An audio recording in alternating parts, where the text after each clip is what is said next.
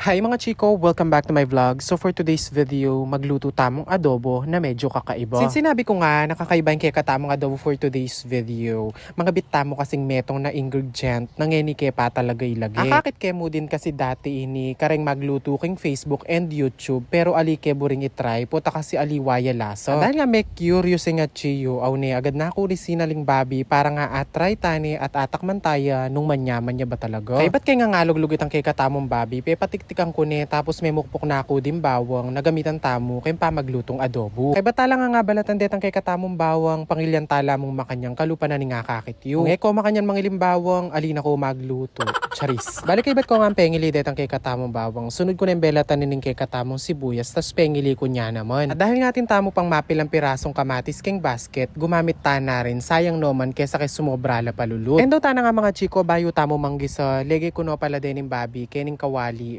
kanta magwalya sarili ng taba. Kesa nga kako kay maglagay ko pan taba at dakal tamo take na taba, itanamon taba na mismo ninim babi, iyang panggisata mo. Bali maglagay na ako rin palang ditak na asin, bangkanta makilasa na din ninim babi. At kay bat na nga nita, pigogogogo taya mo, bangkanta magpantela pa nga luto din kay katamong babi. Nung eme kasi pigogogogo, yan po tayong kapit na, luto yung kapit na. Charis. At kapag nga maglwal ng tabay tang kay katamong babi, pwede tanang ilagay ning kay katamong bawang, ampong sibuyas. Ano ba dati mga chiko, patse magluto ko talagang adobong babi, gagawang ko si 5 tsake paking bawang, sibuyas, paminta, laurel, toyo, ampong aslon. Pero simula nga, anyan dakal tana din napapanalbeking Facebook, ampo king YouTube na way of cooking, di ba? Pwede ta namang itry ito, baka naman syempre pareho ya din naman lasa. Kaya naman niya ako, si-share ko kayo para at least abaluyo din nung makanano ito. And next to garlic and onion, ilagay ta na rin ta kay katamong tomato. Alo ko, patse pala adobong luluto ng achi, makapananglish yun eh. And after that, we will mix it well. So the garlic and the onion and of course the tomato will banding all together. Ay rigoy nga chiyo. Patse na patiknangan ng paman English na ngayon. Kay ba't na megluto sigurado yan dadaya ni Aro. Siyempre patse magluto tamong adobo. Pwede nga tamong mga bit paminta. Patse talaga mag-adobo ko, marakal kong maglagay paminta. Pero adjust your taste, depende kang panlasa yung sabi ko. After putting some paminta, we will add our bay leaves. Ako balo nung tama yung English ko kayong laurel. Nung bay leaves siya ba talaga? Ngayon nung mali ko patawarin nyo ako.